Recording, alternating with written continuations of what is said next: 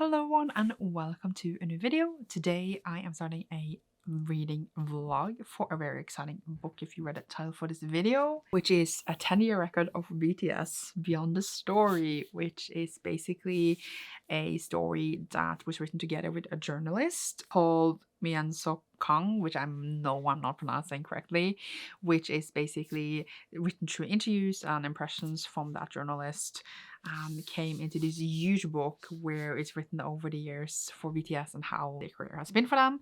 I'm a huge fan of BTS. I'm not like the biggest fan that I know everything there is to know about them, but I consider myself a really huge fan. I thought that it would be fun if I read this and had some reactions for y'all, like, of the things here.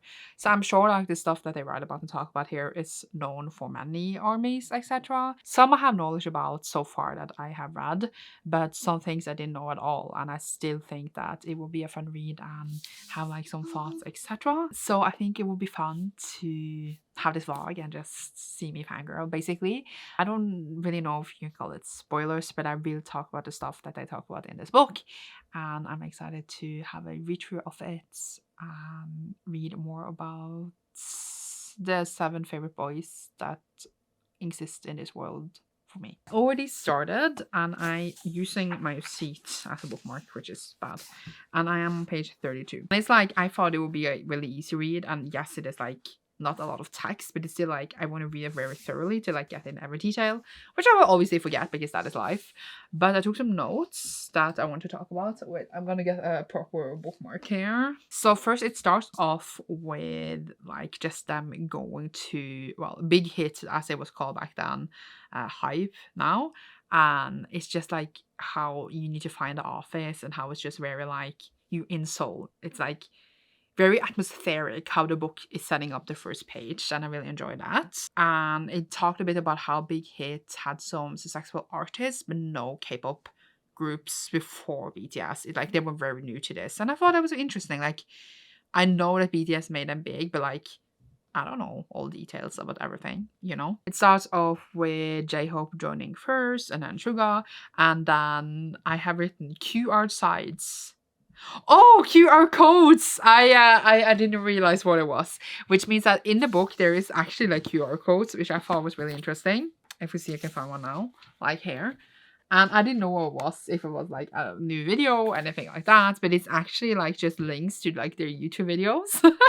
As I see far, I haven't bothered scanning every single one because like when I'm reading, I don't want to stop. It's basically what I saw is like videos to their dance practices, etc. And I love that. I thought it was a fun addition to the book. Then obviously RM also joined, but at this point they weren't BTS yet, obviously. I'm sorry if I'm getting like details wrong already for super mega fans, if you care. But yeah, I probably will explain things badly, even though in my mind I know what I'm talking about. J-Hope had like no experience with rap, etc. But they kind of formed, or not formed, but thought they would most likely collaborate at this point, and this was like season 1, as they like to refer it. Season 2 was when Jungkook joined. V also joined. I have not written down every detail, but basically V thought he joined like a hip-hop group because everyone was like rapping and doing hip-hop stuff, and he was just like, oh. And Jin was tricked because he thought that he could act on the side, and he was told he could do so, but it turned out like there was no time, you know, and that has not happened. So yeah, he was tricked, and it is funny. But basically he moved in with them, and it was very shocked that like it was kind of a mess, and then he started to like mom them. I wrote down like he took care of them, etc. But I thought it was a bit funny. But then he realized the reason it was a mess was because there's literally no time to do anything. Obviously Jimin also joined, but what I thought was interesting, what I didn't know, is that like they had like hip-hop school, so they had like practice all day, like dance practices, etc. And then they also had like hip-hop school where RM and Suga and J-Hope like taught them, the other members, about like hip-hop and the history and listening to that kind of music, which they hadn't before. And I thought that was very interesting. I didn't know that. Imagine like they literally wrote that they were like up until like 6 a.m. doing that school while at the same time practicing like 12 hours. I was like, how are they alive? When did they sleep? Did they even sleep? Apparently not. But yeah, obviously they were forming a group, and then at the time they had like 20 trainees or so, and then like when it was decided they were going to make a group, they like let the rest go. It makes sense for like when you listen to their first music, it's very different from like the music they do now. So this makes sense for like I guess, the genre they were writing in at the time. And that's like stuff like that I didn't know. I probably talked about it a billion times before, but I just didn't know that they did that. I did know that like you join in like one-on-one, yeah, etc. But yeah, I'm learning, I guess, more about like how it is to debut as a idol as well, because it's, you know, very different. But yeah, I guess I think it was probably more I want to say, but I don't remember anymore. So now I'm just gonna continue. I'm not gonna like say everything that happens in the book, obviously, because there's a lot, but like some reactions and stuff, etc.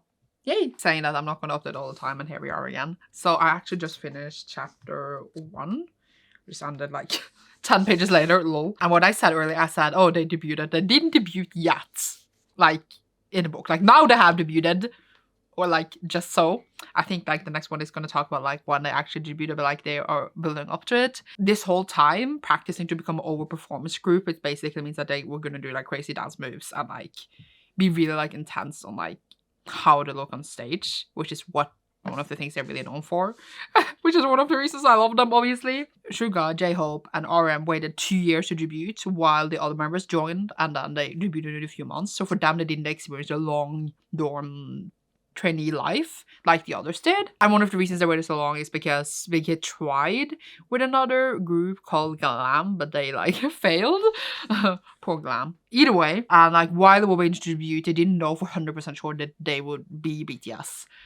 I think earlier I said just like, oh, they became BTS, but I didn't mean to oversimplify it. I just didn't remember what I read previously, like exactly. Yeah, they were really anxious if they were going to be thrown out, etc. But they weren't. Obviously, they became the group, etc. And now, after learning from each other and deciding they have a common goal, can work together as a better group because they all wanted different things. They were from different places. Jungkook was, you know, very young. So he obviously looked up to the older members a lot. They all like formed deep relationships at this time, or at least like learned from each other and started to work together like properly. I guess we will learn more about it. This first photo of them, they look so young and so, is hip hop the wrong word? Just so different. Like, look at that. I'm gonna scream. Either way, oh my god, there's more photos. Oh my god, there's more photos. Either way. Okay, so chapter 2, why we exist. I'm not gonna like, again, comment on everything. Maybe every chapter, I don't even know. I'm writing some notes of what I want to talk about, so we shall see. I'm itching. So yeah, let's go. Okay, so I am a bit slow apparently because every chapter for now is kind of, what's to say, sorted into like different eras of like when they released their albums, except the first one, which was before their debut. But either way, I now finished chapter 2 and I am ish on page 120, and this is like right when they were debuting, and before that they got like feedback from like the public where everyone said they were bound to fail, and I was like, I know about this as it didn't receive like the best, what's it called, like introduction when they debuted and like weren't like as successful as they wanted to. But I just can't believe that people just like they're not gonna survive. They did survive, as we know, and also reading this book makes me miss them a lot. But either way, everyone at this time had like big backings from big companies, except Big Hit, of course. I keep calling it Big Hit. I know it's not what they're called anymore, but I can't help it. And so everyone had like like teaser videos and like fancy shit, and it was just said it in a really funny way in the book. It was like BTS had a blog, which does exist still today. But yeah, where they posted like stuff before they debuted, basically like teasers and like their own music, and like Jimin had like dance videos. And here at this point, the QR codes have like a dot, like a footnote where like you can scan it and see actually the video they're talking about.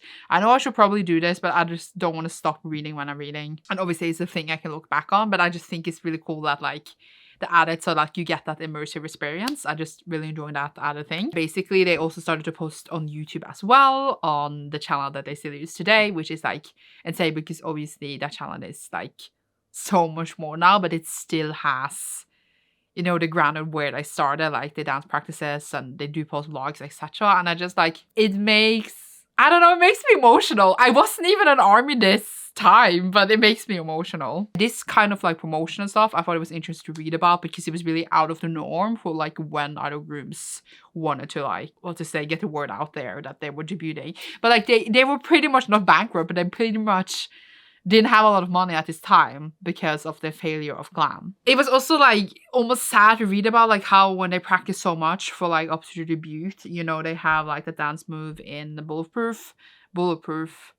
Is that what's called? We Are Bulletproof Part 2, where, you know, J-Hope falls on his knees and he got like an injury in his knees because of that, where they had to like remove swelling. I know that has injured him. Like, I know people have talked about it before. And I was just like, they worked so hard and did insane moves for us. And I'm just like, that's dedication. That is so much dedication.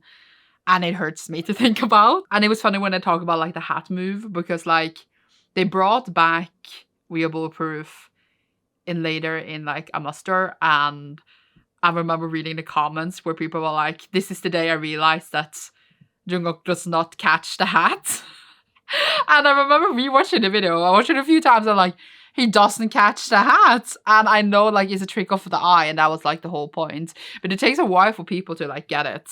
And I just think it's hilarious because they even talked about the trick here, and I just think like it's amazing. Okay, they also talked about how since they didn't have any like older people in the company that had debuted before, they didn't have any friends that could introduce them or like older to other like groups, etc. So they like didn't talk to anyone, and they were like kept to themselves, and people were maybe scared to approach them because they didn't know who they were. So basically they had no friends. Everyone knew each other and like knew each other for like when they were Chinese, other places, but since these were the only people from Big Hit, they didn't have any to talk to. So they just basically were alone. And I just like, that's also, I mean, a bit sad. Survived 2013 barely. They didn't sell out well for the second album. They sell better for the third. And then the fourth, which was the full album, didn't sell out well either. And I also like discuss how like what the music means, and like mentioned songs like, for example, Tomorrow, Sugar wrote this for this and this and this, and it has like this and this style in the song. And obviously I have read other books where they talk about like albums or like facts about like artists, and I remember usually when I talk about and write about the songs, I don't know what they're talking about because I usually don't know all their songs. In this instance, I know what they're talking about. Like when they mention this song, this is written in this and this and this song has this atmosphere or like text, etc., etc. I'm just like, oh my god, I know which song they're talking about. So I don't know, it makes me happy. Other people who don't know BTS would be confused, but I wouldn't see why you would pick this up if you don't know them though. And obviously there was this known like podcast diss of someone called Be Free. I didn't know about this. It's apparently very known. They know about this, but they made them feel very discouraged and sad at the time. Bobby also dissed them, but that was more like a rap challenge thingy that also happened. So it wasn't like, it was not the same kind of this. That's what I got. Now they're going from that era to a new era, which is like obviously very different, but at this time like they're getting more and more traction. Obviously nothing compared to how they are now. And yeah, I think it's interesting. I am apparently just summarizing every chapter now, but okay, it's fine, it's fine. Okay, so chapter 3 now. If something very exciting happens, obviously I will update before the chapter is over. Exciting happens. You got what I meant. Like, if I need to, like, flail. That was what I was trying to say. This chapter was not as long as the other one. So I'm about on page 196. So I'm going to start chapter 4. Didn't take that much notes. It wasn't that much. But basically, this was when they made the Most Beautiful Moment in Your Life series. It's described like how they wrote the songs and like obviously what they meant and what it meant for their lives and lyrics, etc. And that it was the first time in like idol history that they showed like trauma and violence in like a music video. So that was interesting. V-Live was introduced, so it was like a time of self-produced content from like idols that hadn't happened before, and also from BTS obviously. And then apparently they got a lot of haters in this time as well, where like people accused like farms for hoarding the albums to make them sell better, etc., and get better charts, which wasn't true. And just in general, like a lot of hate in general, and how ARMY got a lot of hate, etc. So it was like a hard period in general, but they made them also come closer together. It was also the first time that like an album reached a bestseller list, or whatever we call it, that was not from the big 3 companies in Korea that have idol groups. And also they also got misogynistic allegations for their lyrics, which was interesting. I didn't know that had happened. So yeah. Yeah, in general, just like about the songs and like whatever writing and the process and like what I meant, etc. Interesting. Now it is For the Wings and You Never Walk Alone era. Is my nephew screaming or is it in my head? I don't know. But let's continue. Hello. So it is the next day. I took a little break yesterday. And I now finished chapter 4, which was the most beautiful moment of your life, Wings, and You Never Walk Alone era. And I don't have that much to say, but basically they talked first. The first thing I talked about was the dumpling incident. Love it. And then the filming the drama he was in at the same time as like doing all the BTS stuff, and that it was a hard time but worth it for him. And it was just in general like more focus on the songs and what the lyrics were about and what it represented at the time for them and blah blah blah blah blah. I do think that is interesting, but also I don't know, I didn't know it was going to be so song focused, which maybe sounds a bit weird because obviously they play music, but I thought it would be more about like, I guess, production behind it. And then I don't mean like, oh my god, they're gonna spill tea or something like that. I just mean that like more about their everyday lives, but at the same time we know their everyday lives because that's what they did. They practiced, they made songs. But I didn't expect it to be so much like, let's go through almost every lyric and say what the members felt about them and like talk about the songs. I'm not saying that it's not important. I'm just surprised that like it was so much focus on it. I just didn't expect it. Then they also talked about how they made like the first like documentary of like the whole tour and stuff and behind the scenes and showing it that they are exhausted, they were fighting, which is really like probably apparently not a known thing to do with idols because they were always supposed to show as like a member and like best friends forever. But here they like showed like, I wouldn't say darker sides of them, but not the perfect symmetry, harmony sides that they usually show. And then I also took the name like BTS instead of like just Bangtan Boys, so now people can search for them much easier. And then I also won like Artist of the Year in 2016 and Mama, is that how you say it? I don't know. Which was like really huge for them because this is the time like the popularity really grew. Like this is the era. Obviously the stuff before that was a bit turbulent for them, as we know. So now in chapter 5 we are covering Love Yourself, Her, Tear and Answer. This is, I think, not by the end, but like a few months before Map of the Soul. That's when I became an army, so it's kind of almost in my area soon, like in this chapter. Let's keep going. This is when, like, obviously they start to get popular a lot with Blood, Sweat and Tears, etc, etc. But this, I feel like, is right before it, like, then it's really exploded, I feel. Because, like, there were already, like, people were talking about BTS. I remember around me, I was like, BTS. But now, with, like, Idol especially, I remember when it came out, and Fake Love, obviously, I remember it very vividly that they were getting so much traction everywhere, like even more. So it's just really weird to think about the timeline for me as well. Not that it matters, but it's just interesting. And then obviously after that it's just exploded like a billion more times. But like, yeah, I already felt at this point that they were super popular, but like, yeah, it's just interesting. It's just interesting. Okay, I'm gonna read. Okay, so the next chapter is now done, and the next one after that is now Lap of the Soul. And this one, they just talked about how they're getting more and more success, obviously. They could now do some collabs with other artists. DNA beat the record with like 100 million views for the first time. But they also talked about how they struggle a bit with their success, for example, in the States, because they struggle with the language barrier of not being able to speak English, which is obviously a fair worry to have. And I also talked about how they all became super depressed. The contract renewal was up and everyone was stressed and I didn't know what to do. And everyone was depressed and stressed and no one was feeling mentally well, really. Which is obviously not a good thing. But yeah, I'm pretty sure I talked about this before as well. I bet everything here has been talked about before, just not put in like this. I didn't know that Jimin and Jungkook went to like a Seoul Japan trip together. Very sweet, very sweet. But yeah, in overall, they all just supported each other and with encouragement from each other and ARMY, they managed to overcome this and did renew their contract, obviously. Then they almost didn't make one of the albums, which I was like, oh, I feel like I heard about that before in my brain somewhere. I just don't know where. And then they did make it though. And, you know, Idol came, etc. Yeah. Yay. I don't know what to say. This one definitely delved more into like their mental state and stuff, which is interesting, obviously.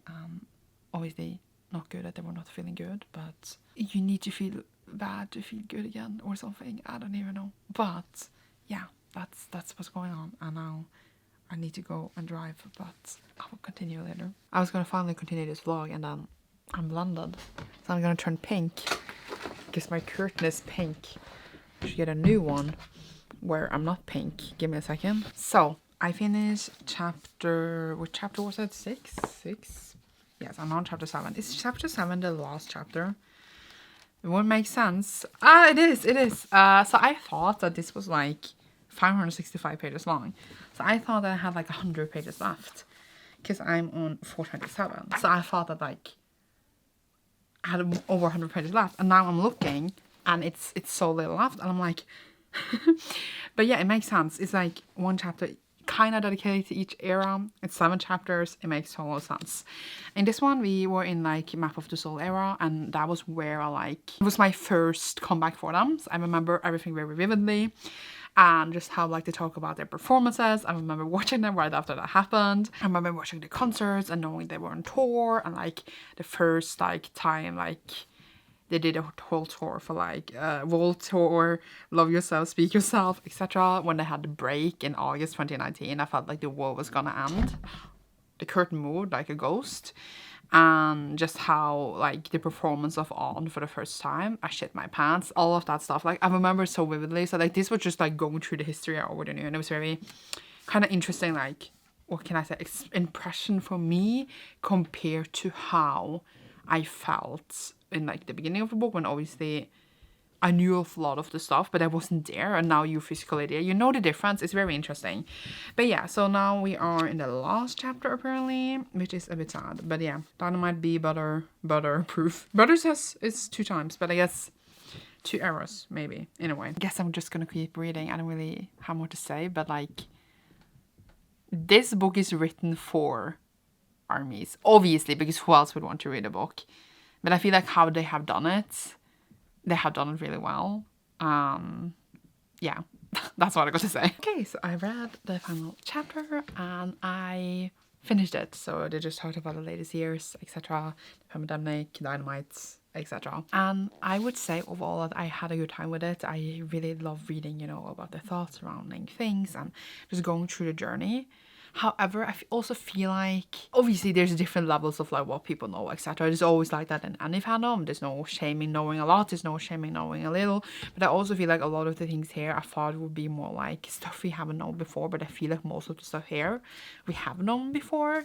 So it wasn't just like, what to say, like groundbreaking in any way. I thought they would like add more context to like things we've seen, etc. But it wasn't really. It was kind of, I felt, a summary of their career, which is fine, but it wasn't what I expected. But it's fine. Like, it was okay. It was good. I'm giving it 5 stars because I love BTS, but I can't say, I don't know how I would like it if I wasn't an army, but like then I wouldn't read it, so there's that.